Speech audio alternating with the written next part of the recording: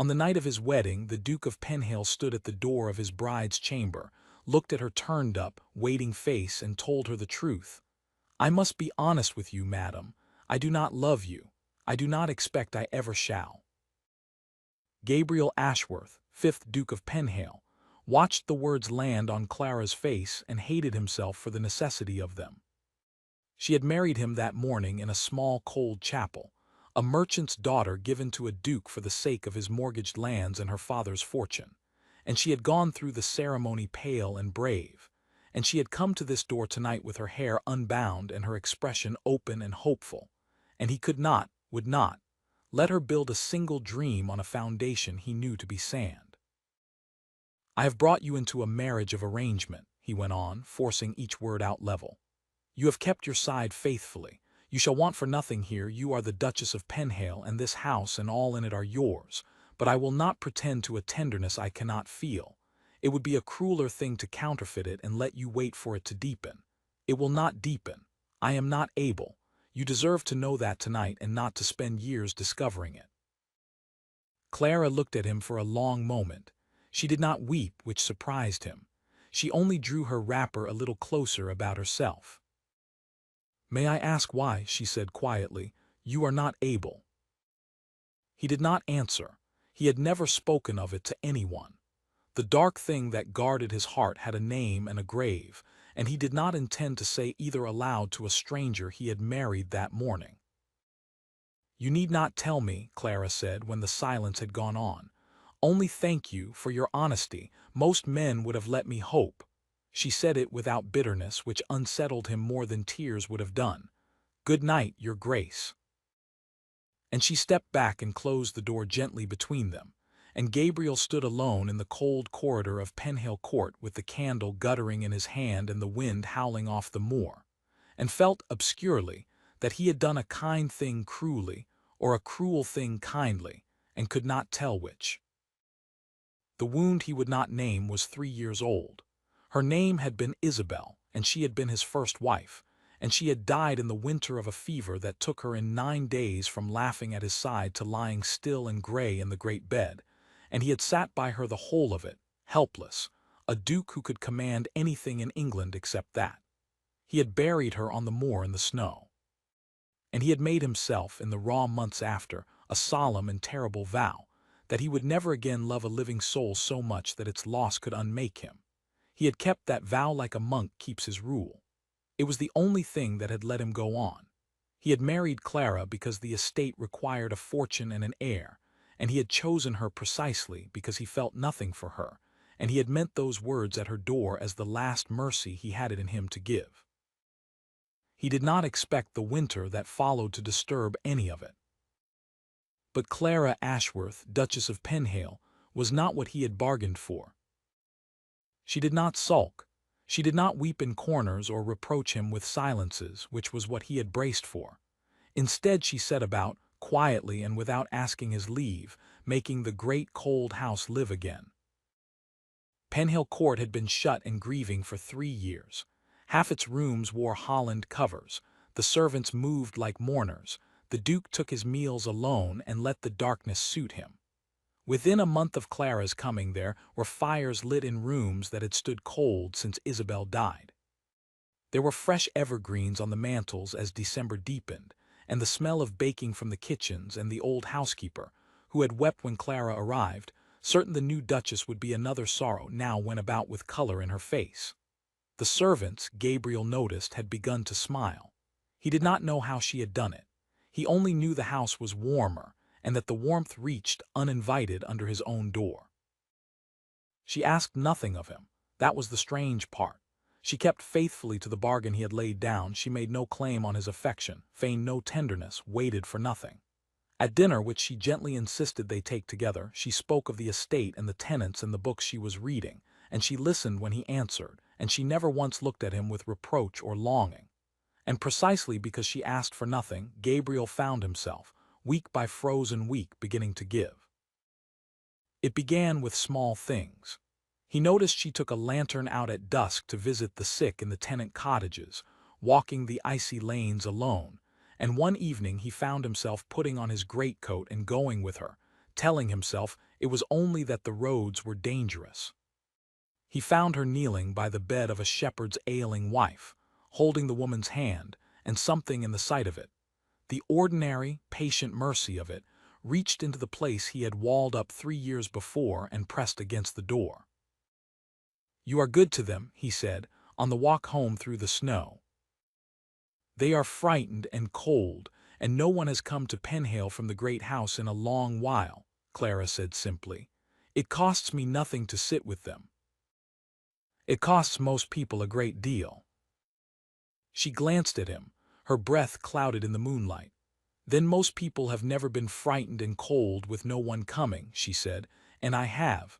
I know what the coming is worth." He did not ask her what she meant, but he thought about it that night and many nights after. Winter drew on.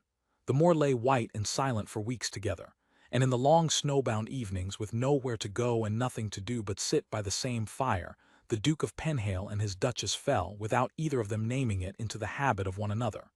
He read to her sometimes when the light was too poor for her to sew. She teased him gently when he was pompous, and he discovered he did not mind it, discovered, in fact, that he waited through the day for the moment she would do it. He learned that she hummed under her breath when she was content, and that she bit her lip when she was thinking, and that her laugh, when he could surprise it out of her, was a low, bright thing that lit the whole dark room. He learned her the way a man learns a country he had meant only to pass through. There were moments, in that snowbound stretch of the year, when Gabriel caught himself and drew back sharply, as a man snatches his hand from a flame. One such came in the middle of December. He had gone to the library for a particular volume and found Clara there before him, seated on the floor in the lamplight with a great atlas open across her knees, tracing a river with one finger and murmuring the strange names of foreign places to herself as if they were poetry. She had not heard him come in. For a long moment he simply stood in the doorway and watched her, the bent line of her neck, the absorption in her face, the way the firelight found the auburn in her dark hair, and felt something rise in his chest so warm and so unguarded that it frightened him half to death. He had felt exactly that once before, watching another woman read by a fire, and that woman was 3 years in the frozen ground. He must have made some sound, for she looked up. "I am sorry," she said, beginning to rise. "I did not mean to keep the library from you. Stay where you are." It came out harsher than he intended. He took the book he had come for and left without another word, and he did not come down to dinner that night, and he lay awake in the dark furious with himself, because the vow he had made over Isabel's grave was the one thing that had kept him upright for 3 years, and this quiet merchant's daughter was dismantling it board by board without even knowing she did it. But he could not stay away. That was what undid him in the end, not any single grand moment, but the slow, daily impossibility of staying away. The house was warm now, and she was in it, and the cold rooms he had once preferred had lost their comfort. He found excuses. He asked her opinion on the drainage of the east fields because he wished to hear her think aloud. He lingered over breakfast because she came down humming. When she caught a chill in early January and kept to her room for 2 days, the house felt wrong to him, hollow, and he stood outside her door twice, meaning to knock, and twice turned away, not yet able to admit even to himself how much her absence from a single meal could unsettle a man who had sworn to feel nothing. The old housekeeper watched all of this with the shrewd eyes of a woman who had served Penhale 40 years. "She has done what none of us could, Your Grace," the woman said to him one morning, banking the fire in his study, not looking at him. "Brought the house back to life. Brought you back to it too, if you'll forgive an old servant saying so." She straightened, her joints cracking. "Her Grace asks nothing for herself. Never has. It's not my place, but a woman who asks nothing is sometimes owed the most." Gabriel did not reprove her. He sat a long while after she had gone, staring into the fire she had built, and knew that every word of it was true, and did not yet know what he meant to do about it, only that the not doing was becoming, day by day, harder to bear than the fear ever had. One night in the deep of January the fever came to Penhale, the same fever, the shepherd said grimly, that had taken so many 3 winters back. and Clara, who had sat with every sick soul on the estate, took it. Gabriel came to her room and found her burning, her dark hair spread on the pillow, her eyes bright and unseeing, and the whole 3-year wall he had built came down in an instant of pure white terror. It was Isabel's bed. It was Isabel's fever. It was the same gray winter light at the window, and the same physician shaking his head, and the same helplessness rising in him like floodwater, and Gabriel understood, standing frozen in the doorway, exactly what his careful vow had been worth, and exactly how completely he had already broken it.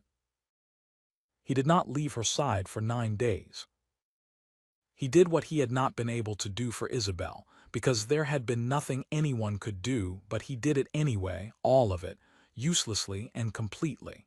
He held the cool cloths to her brow through the night. He spooned the broth between her cracked lips when she could take it. He read to her in the black hours when her fever climbed and she cried out at things he could not see. And he did not know whether she heard him, but he read on, hour after hour, because the reading was the only thing his hands could do. On the 5th night, when she was at her worst, and the physician had stopped meeting his eyes, Gabriel took her burning hand in both of his, and finally said aloud the thing he had refused to say at her chamber door on their wedding night. "I lied to you," he told her, though she could not hear him. "I told you I could not love you. I told you it would never deepen. I said it to spare you, and I said it to spare myself, and it was a coward's lie, Clara, because it had already begun to deepen before I ever spoke it, and I knew, and I would not look at it." His voice broke on the empty room. "I made a vow after Isabel that I would never love anyone again. I kept it 3 years. You have undone it in 3 months without so much as trying, without asking a single thing of me, only by lighting fires in cold rooms and sitting with frightened people in the dark. Do not," he pressed her hand to his brow, "do not go where I cannot follow. I have buried one wife on that moor. I have not the strength to bury another. I have not. Stay, please stay, I am asking. I have never in my life asked God for anything since Isabel, and I am asking now. Stay." The fever broke on the 9th day. He was asleep in the chair beside her, his head fallen forward, when he felt her fingers move weakly in his. He came awake at once. Clara's eyes were open, clear, exhausted, herself again, and fixed on his ravaged, unshaven face with an expression of slow wonder. "You are still here," she whispered.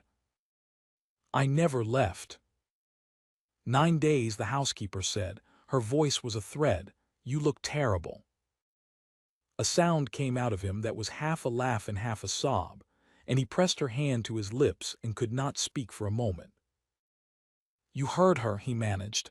"You have been awake." "I have been in and out." Her eyes searched his.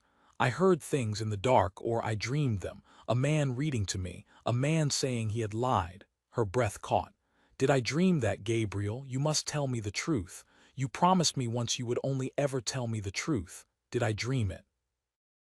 The Duke of Penhale, who had built his whole survival on a wall of ice, felt the last of it give way, not with the terror he had always feared, but with something that felt, astonishingly, like relief. "You did not dream it," he said. "I told you on our wedding night that I would never love you.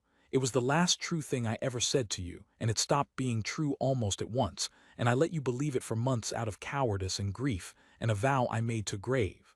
He drew a shaking breath. "I love you, Clara. I have been falling in love with you since the night I followed you out into the snow and could not tell myself why. I nearly lost you before I found the courage to say it.